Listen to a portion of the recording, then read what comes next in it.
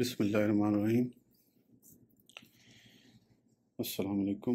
اس audio میں ہم یا ایھا الذین آمنوا کو آگے کنٹینیو کریں گے۔ اس سے پہلے اگر آپ نے ابھی تک سبسکرائب نہیں کیا تو کائنڈلی سبسکرائب کر لیں اور بیل آئیکن پریس کر دیں تاکہ نیکسٹ آڈیو آسانی سے مل سکے۔ تو شروع کرتے ہیں۔ تکمیل صیام۔ آپ پڑھ چکے ہیں کہ ابتدائی دور میں روزے کا آغاز سوتے ہی ہو جاتا تھا، نہ سحری تھی اور نہ ہی رات کو عمل زوجیت کی اجازت۔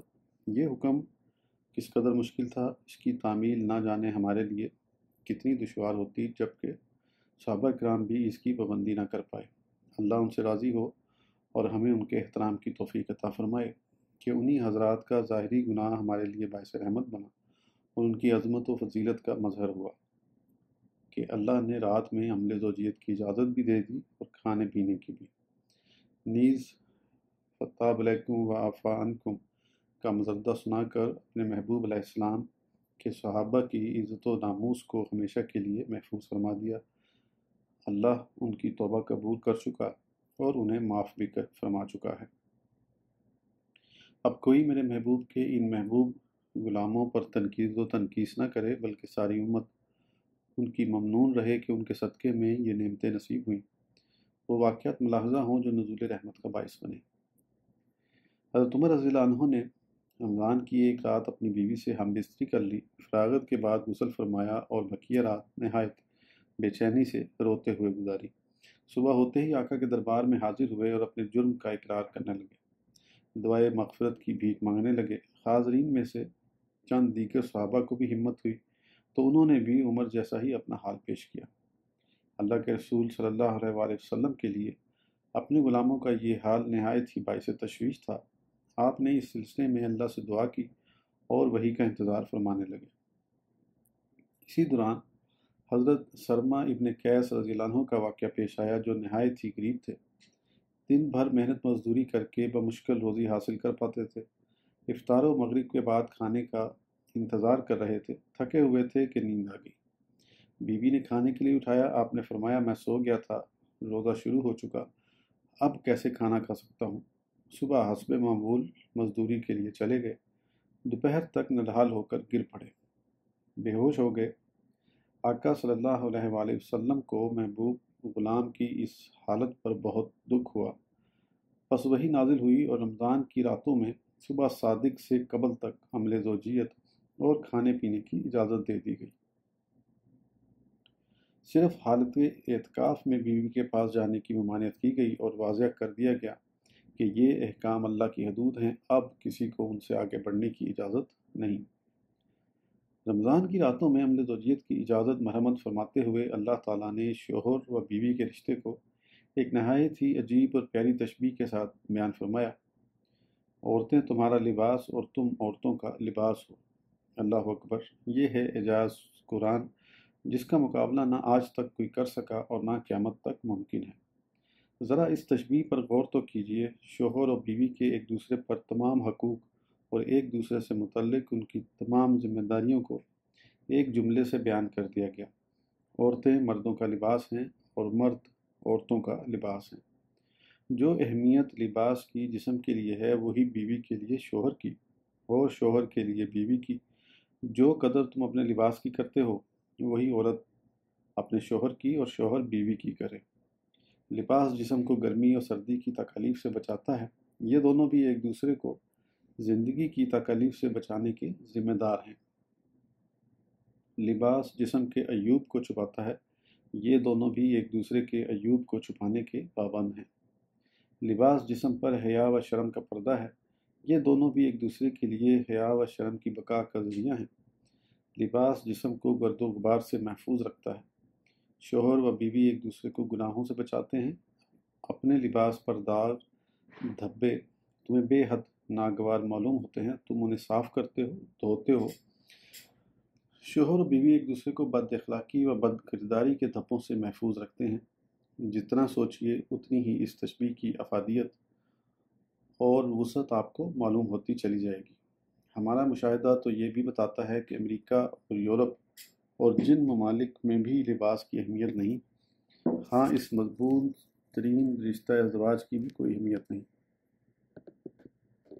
جہاں اور جب دل چاہا لباس اتار پھینکا، یہی رویہ شوہر و بیوی کے درمیان نظر آتا ہے کہ جب چاہا شوہر نے بیوی کو نکال باہر کیا اور جب چاہا بیوی نے شوہر کو لات مار دی۔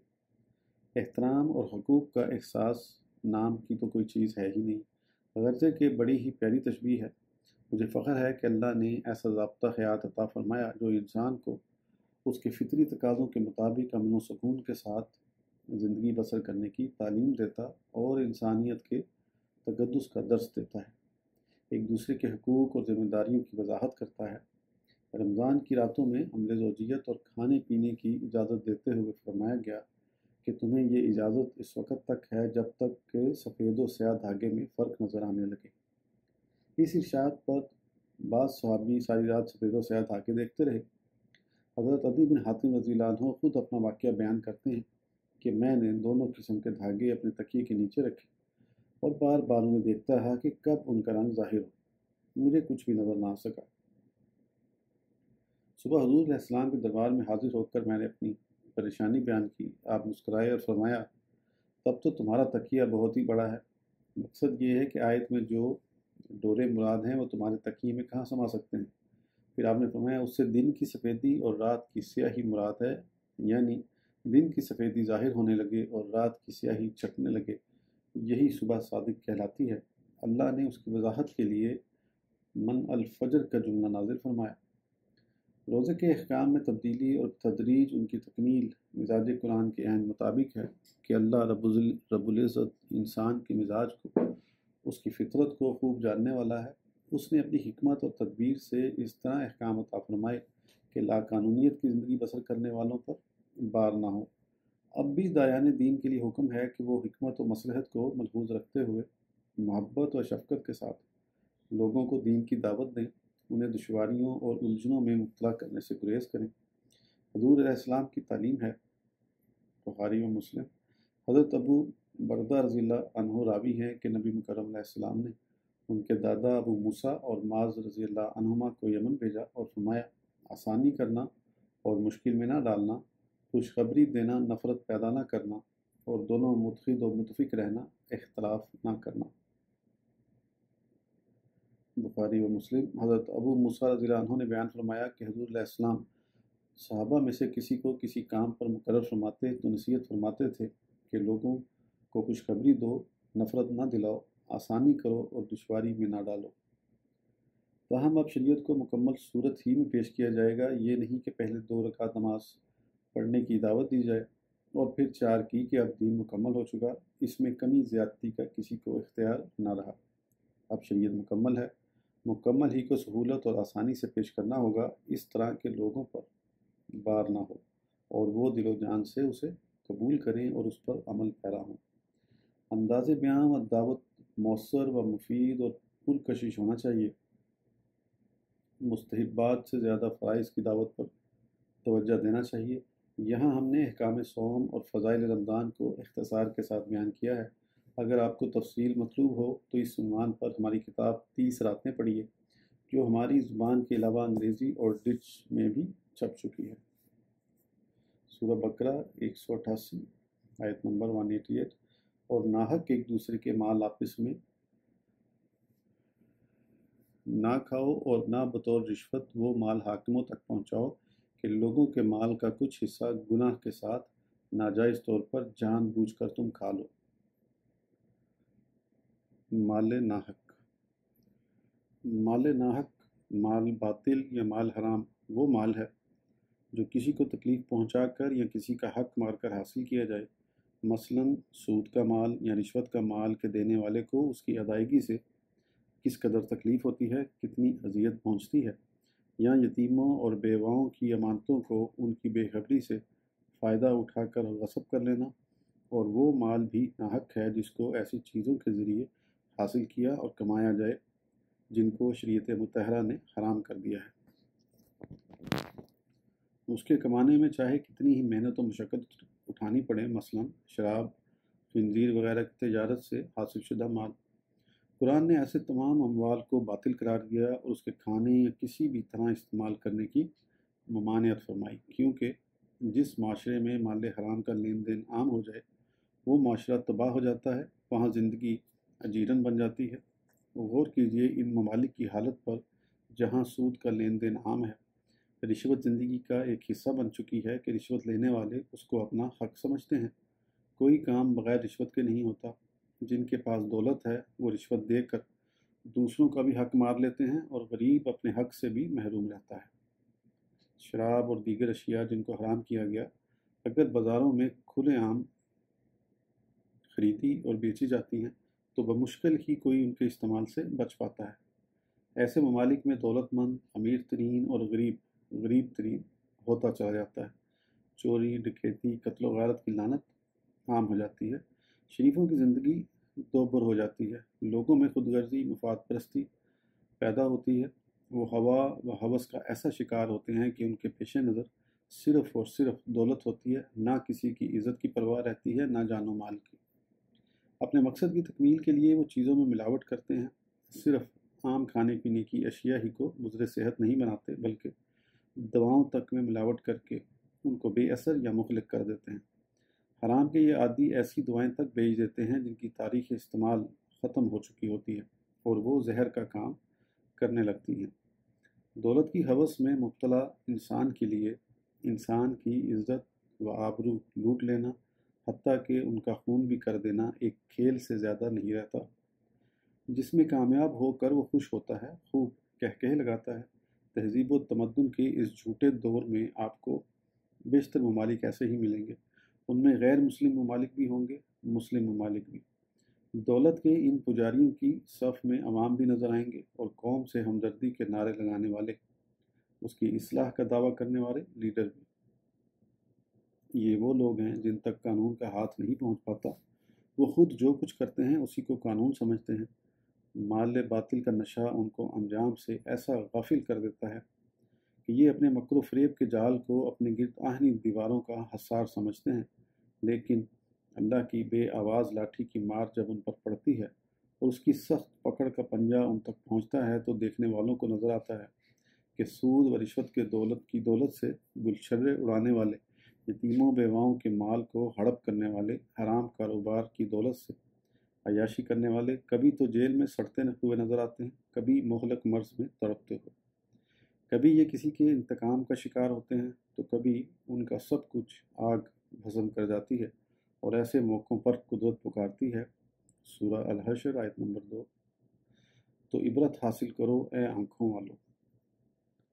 کتنے عبرت حاصل کرتے ہیں یہ کسی کو کیا پتہ، لیکن مال حرام کے عادی پھر بھی باز نہیں آتے، کیونکہ جس کے منہ کو حرام لگ جاتا ہے اس کی آنکھوں پر ایسا غلیظ پردہ آ جاتا ہے کہ اپنے ساتھیوں کا انجام دیکھ کر بھی اسے اپنے انجام سے خوف نہیں آتا۔ وہ گناہوں میں ایسا غرق ہوتا ہے کہ اسے اس سے باہر کی دنیا خاردار ہی نظر آتی ہے۔ رشوت۔ آیت مبارکہ کا یہ حصہ خاص طور پر قابل غور ہے کہ وہ مال حاکموں تک نہ پہنچاؤ، یعنی حکام سے بآسانی اپنے حقوق حاصل کرنے یا جائز و ناجائز کام لینے کے لیے انہیں تحائف و ہدایہ دولت دینے کی ممانعت کی جا رہی ہے، جس کو رشوت کہا جاتا ہے۔ گویا یہ حکم ان لوگوں کے لیے ہے جو محض اپنی آسانی کے لیے ملک و ملت کے خدام کو حرام کا عادی بنا دیتے ہیں۔ انہیں تو یہ کام کرنے میں کوئی دشواری پیش نہیں آتی کیونکہ ان کے پاس دولت ہوتی ہے، وہ اپنا کام نکال لیتے ہیں، لیکن اذیت میں وہ عام لوگ مبتلا ہوتے ہیں جو دولت نہ ہونے کے سبب حکام کا منہ بھرنے سے مجبور ہوتے، اور یہ حکام جو حرام کے عادی ہو جاتے ہیں کسی کا کام بغیر رشوت لیے نہیں کرتے، لہٰذا عام لوگ اپنے حقوق تک سے محروم رہتے ہیں۔ بس حکم دیا گیا کہ حاکموں کو حرام کا عادی نہ بناؤ، انہیں ان کی ذمہ داریاں پوری کرنے دو اور اپنے حقوق دولت کے سہارے بآسانی نہیں بلکہ محنت و مشقت سے حاصل کرو اور انہی پر قناعت کرو۔ حکام سے ناجائز کام کرانے یا ان کے ذریعے دوسروں کی حق تلفی کرنے کی کوشش نہ کرو۔ عام طور پر دیکھا جاتا ہے کہ لوگ رشوت لینے والوں کو برا کہتے ہیں، ان سے نفرت کرتے ہیں، ان کو ذلیل و خوار جانتے ہیں۔ حقیقت بھی یہی ہے کہ رشوت لینے والے بہت ہی ذلیل ہوتے ہیں۔ معاشرے کے بدترین افراد یہی لوگ ہیں جن کی وجہ سے پورا معاشرہ تہس نہس ہو جاتا ہے۔ لیکن سوال یہ پیدا ہوتا ہے کہ معاشرے کی یہ سانپ کون پالتا ہے، انہیں کون پروان چڑھاتا تو واضح جواب یہی ہے کہ رشوت دینے والے ہی انہیں پالتے اور پروان چڑھاتے ہیں، لہٰذا دونوں ہی برابر کے مجرم ہیں، رشوت لینے والا بھی اور رشوت دینے والا بھی، اور یہی میرے آقا صلی اللہ علیہ وآلہ وسلم کا ارشاد ہے۔ ابو داؤد شریف، حضرت عبداللہ ابن عمر رضی اللہ عنہ نے بیان کیا کہ حضور علیہ السلام نے رشوت دینے والے اور رشوت لینے والے دونوں پر لعنت فرمائی۔ راشی رشوت دینے والا اس لیے مجرم قرار پایا کہ یہی پورے معاشرے میں فساد پیدا کرنے کا سبب بنا۔ ایک طرف یہ ہوا کہ جب دوسروں نے اس کے کام آسانی سے بنتے دیکھے تو انہوں نے بھی وہی ہتھیار استعمال کیا جو اس نے کیا تھا۔ اس طرح پورا معاشرہ راشی بن گیا اور یہ بات عام ہو گئی کہ پیسہ دو اور جو چاہو کروا لو۔ دوسری طرف اس کا اثر بدیہ ہوا کہ اثر بد یہ ہوا کہ حکام رشوت ہی سے کام کرنے کے عادی ہو گئے، جس سے انہوں نے اتنی دولت کمائی کہ وہ اپنی اصل تنخواہ کو جیب خرچ اور حرام کی دولت کو اصل آمدنی تصور کرنے لگے۔ اگر معاشرے کے تمام افراد لعنت و پھٹکار کے خوف سے فیصلہ کر لیں کہ وہ ہرگز رشوت نہیں دیں گے تو رشوت لینے والے اپنی موت آپ مر جائیں گے اور معاشرہ اس لعنت سے محفوظ ہو جائے گا۔ پھر ہر ایک کو بآسانی اس کے حقوق حاصل ہوں گے اور حکام اپنی تنخواہوں پر ہی قناعت کر کے اپنی ذمہ داریاں پوری کرنے لگیں گے۔ یہی واحد ذریعہ ہے معاشرے کو رشوت کی غلاظت سے پاک کرنے کا۔ کوئی برائی قانون سازی یا نگہبانی سے ختم نہیں ہوتی، اسی وقت ختم ہوتی ہے جب اس میں مبتلا افراد کو اس کی مضرت اور تکلیف کا احساس ہو اور وہ خود ہی اس کے خلاف جہاد کرنے اور اس کو ختم کرنے پر آمادہ ہو جائیں۔ مرتشی رشوت لینے والے پر اس لیے لعنت ہوتی ہے کہ وہ ایک طرف تو مالک یا حکومت کو دھوکہ دیتا ہے کہ اس کو جو ذمہ داری سونپی گئی تھی اس کا معاوضہ بھی اس کے لیے مقرر تھا، پھر بھی یہ بھیک مانگتا اور اپنے منصب سے ناجائز فائدہ حاصل کرتا ہے۔ دوسری طرف یہ عوام کو مجبور کرتا ہے کہ اس کا پیٹ بھرنے کے لیے وہ بھی حرام کی دولت حاصل کریں۔ یہ معاشرے کا وہ ظالم فرد ہے جو چند ٹکوں میں ہر وقت بکتا رہتا ہے، کسی کا حق مارتا ہے، کسی کو دیتا ہے۔ اس نے عوام کی زندگی کو ایسا ناہموار بنا دیا ہے کہ جس کی لاٹھی اس کی بھینس کے مصداق جو پیسہ پھینکتا ہے وہ سب کچھ پا لیتا ہے، اور جس کے پاس پیسہ نہیں وہ غریب حقدار ہونے کے باوجود دھکے ہی کھاتا رہتا ہے۔ رشوت کی دولت کو میرے آقا صلی اللہ علیہ وآلہ وسلم نے خیانت قرار دیا۔ آپ فرماتے ہیں، ابو داؤد، حضرت بریدہ رضی اللہ عنہ راوی ہیں کہ حضور علیہ السلام نے فرمایا، جس کو ہم کسی کام کا عامل بنائیں اور اس پر جو روزی اسے دیں تو اس نے اس کے علاوہ جو لیا وہ خیانت ہے۔ میرے آقا صلی اللہ علیہ وآلہ وسلم کا منشا واضح ہے کہ ملازم کو جب اس کے کام کی مقررہ تنخواہ ملتی ہے تو اسے اپنی ذمہ داری پوری کرنے پر کسی سے کچھ مانگنے کا حق نہیں۔ اگر کوئی مانگتا ہے تو وہ دوہری خیانت کا مرتکب ہوتا ہے۔ ایک خیانت وہ اپنے مالک سے کرتا ہے کہ اس سے بھی تنخواہ لیتا ہے اور چھپ کر دوسروں سے بھی معاوضہ لے لیتا ہے۔ دوسری خیانت اپنے منصب سے کرتا ہے کہ اسے اپنے اختیارات سے عوام کی خدمت کرنا چاہیے تھی، لیکن اس ظالم نے اپنے منصب کو عوام کا خون چوسنے کا آلہ بنا لیا۔ غرض یہ کہ راشی و مرتشی دونوں ہی لعنت کے مستحق قرار پائے، اور لعنت کا مطلب آسمان سے پتھر برسنا نہیں بلکہ انفرادی اور قومی طور پر ذلیل و خوار ہو جانا، آفات و بلیات اور طرح طرح کی پریشانیوں میں مبتلا ہو جانا ہی لعنت ہے۔ اس اعتبار سے اپنے ماحول پر نظر ڈالیے اور تسلیم کر لیجئے کہ مخبر صادق صلی اللہ علیہ وآلہ وسلم کا ارشاد حق ہے کہ ہم لعنت میں مبتلا ہیں۔ ہمہ وقت عزت و آبرو، جان و مال کا خطرہ، ہر طرف لوٹ مار اور ڈکیتی، سیاست کے نام پر قتل و غارت کا گرم بازار، ہوش ربا گرانی، کسی گھر میں چین و سکون کا نہ ہونا، اخلاق و مروت کا فقدان، یہ سب لعنت ہے۔ تو پھر آپ اس کو کیا کہیں گے؟ یہ لعنت کیوں برس رہی ہے؟ اس سوال کا جواب بھی آپ اپنے گرد و پیش سے حاصل کر سکتے ہیں۔ کیا کوئی محکمہ ایسا دکھایا جا سکتا ہے جہاں رشوت خور نہ بیٹھے ہوں؟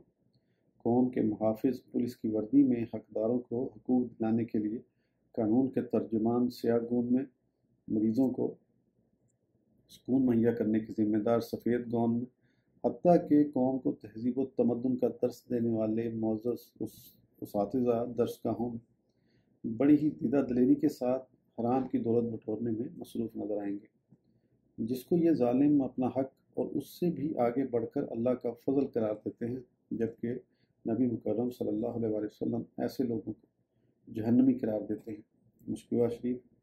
حضرت جابر رضی اللہ عنہ راوی ہے کہ حضور علیہ السلام نے فرمایا، وہ گوشت جنت میں داخل نہ ہوگا جو حرام مال سے پیدا ہوا، اور ہر وہ گوشت جو حرام مال سے پیدا ہوا ہے اس کے لیے جہنم ہی زیادہ مناسب ہے۔ حضرت سیدنا ابوبکر صدیق رضی اللہ عنہ راوی ہیں کہ حضور علیہ السلام نے فرمایا، وہ جسم جنت میں داخل نہ ہوگا جو مال حرام سے پلا ہے۔ بہرحال مال ناحق کے استعمال اور اس کی عام عادت پڑ جانے سے معاشرہ برباد ہو جاتا، تباہ ہو جاتا ہے۔ اللہ کو ہرگز یہ گوارا نہیں کہ اس پر ایمان رکھنے والے ایسے گھناؤنے ماحول میں زندگی بسر کرے، بس منع فرمایا کہ اس مال کے قریب بھی نہ جاؤ جو مستقبل میں تمہاری دنیا و آخرت کی بربادی کا سبب بن جائے۔ نیز مال ناحق کو اس لیے ممنوع قرار دیا گیا کہ انفرادی طور پر نہایت ہی مہلک ہے۔ جو شخص اس کے قریب بھی گیا وہ اس میں غرق ہی ہو کر رہ جاتا ہے، اور پھر اس کا اثر صرف جسم پر ہی نہیں بلکہ دل و دماغ اور روح تک پر ہوتا ہے کہ مال حرام کے عادی آپ کو اکثر طرح طرح کے امراض میں مبتلا نظر آئیں گے۔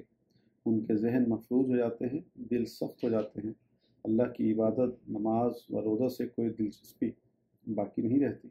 ایسا شخص زبان کا بھی گندا ہوتا ہے، جہاں بیٹھتا ہے لوگوں کی تحقیر کی باتیں کرتا ہے، غیبت کرتا ہے، جب بولتا ہے زبان سے انگارے ہی برساتا ہے، گالی گلوچ کی عادت پڑ جاتی ہے، تکبر و غرور اس کی شان بن جاتا ہے، خود ستائی اور بڑائی اس کی پہچان ہو جاتی ہے، ضد اور ہٹ درمی اس کی آن بن جاتی ہے، گوشت و پوست کا یہ بے حقیقت پتلا پتھر کی سخت چٹان بن جاتا ہے، تہذیب و تمدن سے یہ آزاد نظر آنے لگتا ہے۔ ایسا شخص سارا دن کتوں کی طرح دوسروں کی دولت پر منہ مارتا پھرتا ہے، یہ ساری رات مضطرب و بے چین رہتا ہے، نیند کی گولیاں کھائے بغیر اسے نیند نہیں آتی۔ معاشرے کا ہر فرد حتیٰ کہ گھر والے بھی اس سے نفرت کرتے ہیں۔ مال حرام پر گزر بسر کرنے والوں کی نہ عبادتوں میں اثر ہوتا ہے، نہ دوسری نیکیوں کا انہیں کوئی فائدہ ہوتا ہے، ان کی دعائیں مردود ہوتی ہیں۔ اسی لیے حضور علیہ السلام فرائض کے بعد کسب حلال کو سب سے بڑی عبادت قرار دیتے ہیں۔ مشکوہ شریف۔ حضرت عبداللہ بن مسعود رضی اللہ عنہ نے بیان کیا کہ حضور علیہ السلام کا ارشاد ہے کہ روزی کا حلال ذریعہ تلاش کرنا فرض کے بعد فرض ہے۔ حضرت ابن عمر نے بیان کیا کہ جس نے 10 درہم کا کپڑا خریدا اور اس میں 1 درہم حرام کا ہے تو اللہ اس کی نماز قبول نہ کرے گا جب تک وہ اس کے جسم پر رہے گا۔ پھر اپنی دونوں انگلیاں اپنے کانوں میں داخل کر کے فرمایا، یہ بہرے ہو جائیں اگر میں نے حضور علیہ السلام کو اسی طرح فرماتے نہ سنا۔ مشکوہ شریف۔ حضرت عبداللہ مسعود رضی اللہ عنہ نے بیان کیا کہ نبی مکرم صلی اللہ علیہ وآلہ وسلم نے فرمایا، قسم ہے اس ذات کی جس کے قبضے میں میری جان ہے کہ کوئی بندہ اس وقت تک کامل مسلمان نہیں ہوتا جب تک اس کا دل اور زبان مسلمان نہ ہو جائے، اور جب تک اس کے پڑوسی اس کی ایذا سے محفوظ نہ ہو جائیں، اور جب کوئی بندہ مال حرام کھاتا ہے پھر اس سے صدقہ کرتا ہے تو وہ قبول نہیں ہوتا، اور جب اس میں سے خرچ کرتا ہے تو برکت نہیں ہوتی، اور اگر اس کو اپنے وارثوں کے لیے چھوڑ جاتا ہے تو وہ جہنم کی طرف جانے کے لیے اس کا توشہ ہوتا ہے۔ بے شک اللہ تعالیٰ بری چیز سے برے عمل کو نہیں دھوتا، ہاں اچھے عمل سے برے عمل کو دھو دیتا ہے۔ ان حدیث مبارکہ سے آپ نے یہ اندازہ کیا کہ آقا صلی اللہ علیہ وآلہ وسلم ہم غلاموں کو مال ناحق سے بچتے رہنے کی کس قدر تاکید فرما رہے ہیں۔ یہاں سب سے زیادہ قابل توجہ یہ بات ہے کہ مال حرام کی نحوست ہمارے کسی ایک عمل پر ہی اثر انداز نہیں ہوتی، بلکہ سارے اعمال اور تمام عبادتیں اس کی وجہ سے تباہ ہو جاتی ہیں۔ جیسا کہ آپ نے حضرت ابن عمر رضی اللہ عنہما کی روایت سے ملاحظہ کیا کہ جو کپڑا مال حرام سے خریدا گیا اس کو پہن کر جتنی نمازیں پڑھیں وہ سب اکارت ہو گئیں، اسی پر اور دوسری عبادت کا حال قیاس کر لیجئے۔ مال حرام سے آپ نے حج کیا، رشوت کے پیسے سے آپ نے ہر سال عمرہ کیا، سود کی دولت سے آپ زکوٰۃ دیتے ہیں، آپ اپنے دل کو جیسے چاہیں مطمئن کر لیں، لیکن ان عبادتوں کا انجام وہی ہے جو مخبر صادق صلی اللہ علیہ وآلہ وسلم نے بیان فرما دیا۔ ایک نہایت ہی بھیانک صورت اور نظر آئی کہ کسی رشوت خور نے رشوت کی دولت سے ایک نہایت ہی خوبصورت مسجد تعمیر کی۔ کیا اس مسجد میں نماز پڑھنا جائز ہوگی؟ تو اسی حدیث پر غور کیجیے جس میں فرمایا گیا کہ مال حرام سے خریدے ہوئے کپڑوں میں جو نماز پڑھی گئی وہ قبول نہ ہوگی۔ بات واضح ہے، جب حرام کے کپڑوں سے نماز نہیں ہوتی تو جو مسجد حرام کی دولت سے بنائی گئی ہے اس میں نماز کیسے ہوگی؟ صرف یہی نہیں بلکہ جتنے لوگوں نے وہاں نماز پڑھی اس کے خراب ہونے کا وبال اس مسجد کے بنانے والے پر ہوگا۔ اللہ محفوظ رکھے ایسی دولت سے جو ذریعہ نجات بننے کی بجائے وبال جان اور ذریعہ عذاب بن جائے۔ آج ہمارا مقصود صرف حصول مال ہے، حلال و حرام کے امتیاز کا تو خیال تک نہیں آتا۔ دیکھ لیجئے کس دیدہ دلیری سے رشوت لینے والے رشوت لیتے ہیں، اسی سے حاجی ہو جاتے ہیں، متقی زاہد بن جاتے ہیں۔ یہاں جو چاہیں بنیں، شریف بھی کہلائیں، باعزت بھی، لیکن انجام یقیناً وہی ہوگا جو میرے آقا صلی اللہ علیہ وآلہ وسلم نے فرمایا کہ وہ جسم جنت میں داخل نہ ہوگا جو مال حرام سے پلا۔ کیسا زہر ہے یہ مال حرام، اور کیسے احمق ہیں اس زہر کو کھانے والے اور اس پر اترانے اور گمنڈ کرنے والے۔ اے اللہ، مال حرام کے ذرائع ہم پر بند فرما دے اور مال حلال و طیب ہمیں بغیر حساب عطا فرما، آمین۔ وصلی اللہ تعالیٰ علی خیر خلقہ سیدنا محمد وعلی آلہ واصحابہ اجمعین۔ اس آڈیو کے لیے اتنا ہی، پھر انشاءاللہ نیکسٹ آڈیو میں آگے کنٹینیو کریں گے۔ اس وقت تک کے لیے اجازت دیجیے، اللہ حافظ۔